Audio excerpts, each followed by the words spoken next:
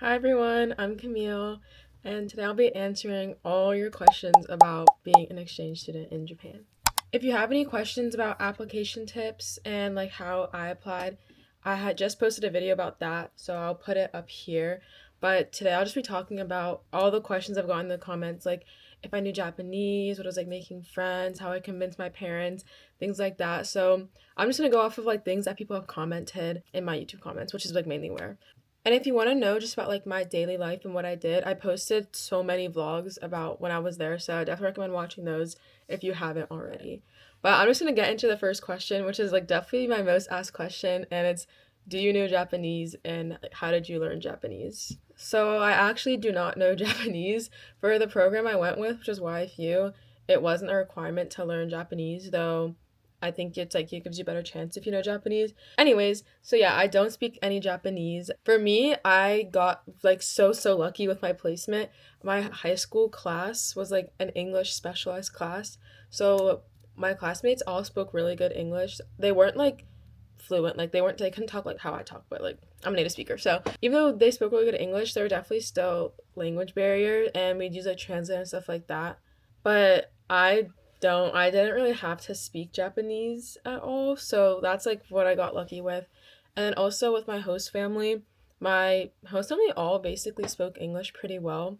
Like I could primarily communicate with them in English, and also my host mom was from Shanghai, and I could speak Chinese pretty well. So when like English wouldn't work out, I would just try and say what I'm trying to say in Chinese. I think that if I knew Japanese, I would have even better experience just because language is like the best way to connect with people. And when I was able to like use Japanese and talk to like the guy working at the local ramen shop, I was so happy because I said something basic like, "Oh, it's like a 10-minute walk from the house to here." It was like a very simple, very like I walk 10 minutes. Like I wasn't fluent when I was talking, but being able to communicate in that way is like so fulfilling. So definitely take this as an opportunity to learn Japanese if you don't know it already.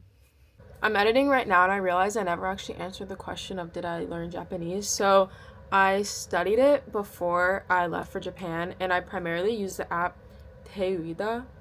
And I really recommend this app. Like not sponsored, like maybe in the future. This app, like it focused more on conversation rather than trying to learn how to like spell or like read Japanese. If you're starting from a beginner, like you should just focus, in my opinion, just focus on being able to talk because that's what you're gonna be doing. You're not gonna be like writing letters to someone. So that's what I did. And then also with YFU, we did orientation classes before, and we got you. So you did like a Jishokai, which is introduction, and you sent a video in, and you just said like, "Hajimashite, o namae wa Kamiru desu." And based on your pronunciation, you got placed into a level. So I actually got placed in the intermediate, even though I never had experience, probably because of like anime or something. Because like my pronunciation wasn't that bad, I guess. Yeah, and you get like materials to help you practice, and you get to practice with like Joy Sensei.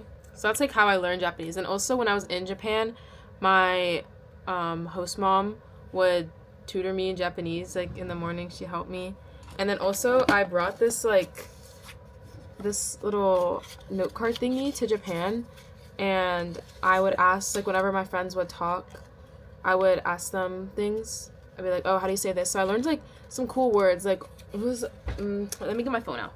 Oh, okay, I learned this word koshoku, and it means like to eat alone, but in like kind of, I mean, from what my friends told me, it was like kind of in like a depressing way. Like I learned like cool words like that, and I had just like different sentence structures in Japanese and then in English to like try my best to learn the language and be able to communicate at least in like a simple way.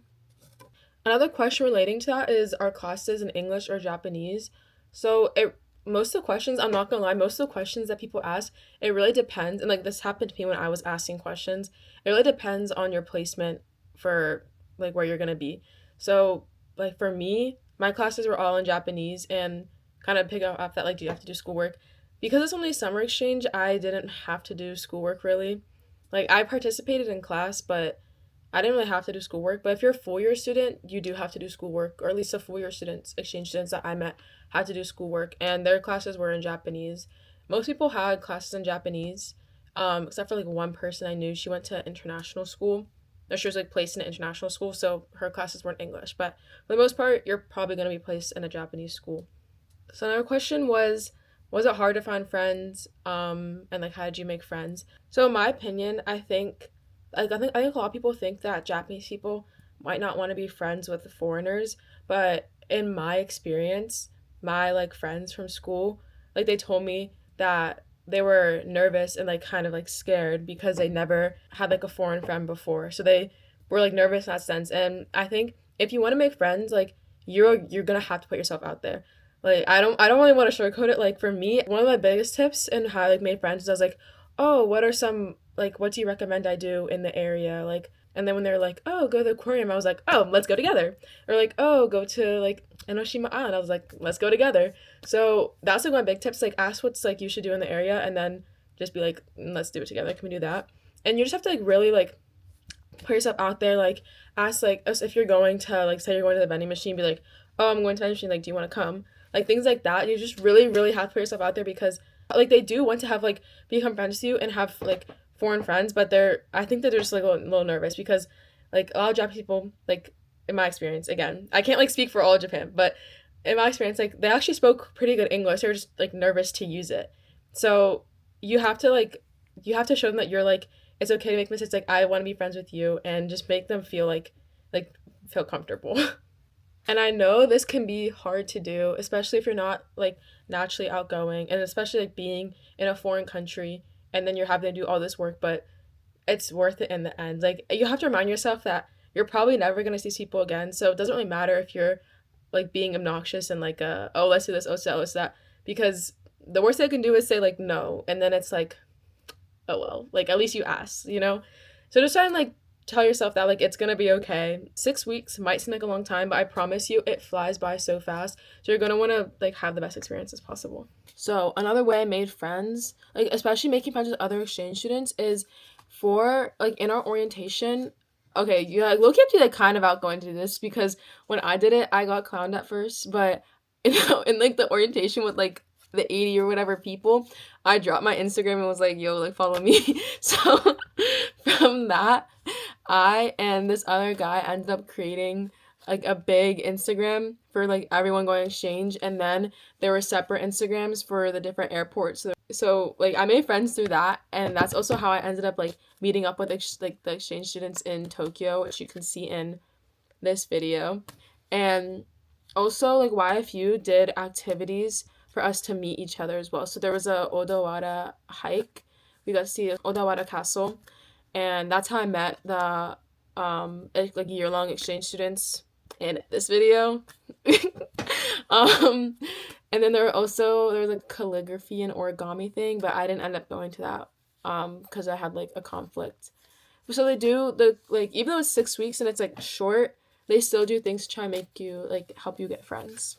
Oh, another question, I'm like going down the list, is like what grade are you and how old are you? When I applied, I was 16 and I'm currently 17. I applied in junior year and then I went in the summer between junior and senior year, and I'm a current senior.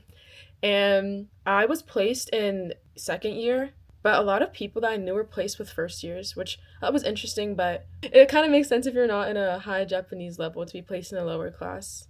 Another question was like my experience living with the host family and how like that was. It's so much the advice with making friends. Like for me, like it took a bit to adjust because like it's hard for me to shake off the feeling of feeling like an intruder in their home. Not like an intruder like I'm gonna rob you, but just like they have their family and I'm like here. For me, like what I found was the best was just trying to really integrate myself into their like pre-established habits and activities that they did. So I would go on walks with like to take the dog out with like my host sisters, and I would watch like it's like Snowman, I think. I'll put a picture if I can, but it was like this J-pop idol. I'm not that big of a fan of J-pop, but I would like watch.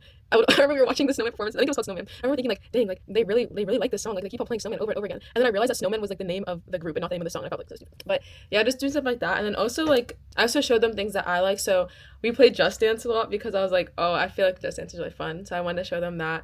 And I remember when I was like, I wanted to go like temples, and I was like, oh, like let's go to the temple together, suggesting activities. one thing I did, this is also kind of like unique to my experience because I emailed my host family before I went, and like got their line, which is a Japanese texting app, which definitely do that once you get placed. Like, get in contact with them as soon as possible so you can ask them all your questions. But I remember my host dad sent me something and it translated to like do a lot of research.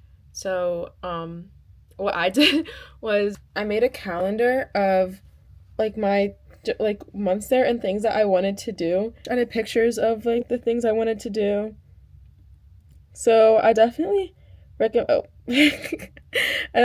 doing something like this if you can, just to show them. Oh yeah, host families want you to have fun and like enjoy your time, and they want to show their culture. So I think showing that you've done research on the place that you're staying and showing them like what you want to do, because that's also like they don't really know what you want to do, so they're gonna try their best. Okay, another question relating to host family is, do they let you go out alone on the weekends and like after school on the weekends to hang out with your friends or go shopping in the city? So this again is really dependent on your host family, because like my host family, they were like really chill. I really was living the dream life. Like, they were so chill. Like, for me, my only like requirement was just like make the last bus home. But even then, if I wasn't gonna make the last bus, my host dad always offered to pick me up. So like after school, I remember I still obviously asked permission, and I like planned multiple days in advance to like let them know. But so like I went to Tokyo. I mean, you can look at my vlogs. I'll put them up here. I went to like Tokyo multiple times. Went to Yokohama. I did like day trips, and like also like after school I hung out with friends and like got ramen. I'll put that here. I think it's in my school vlog. So yeah, like they let me hang out with people and like do a lot of things and explore a lot.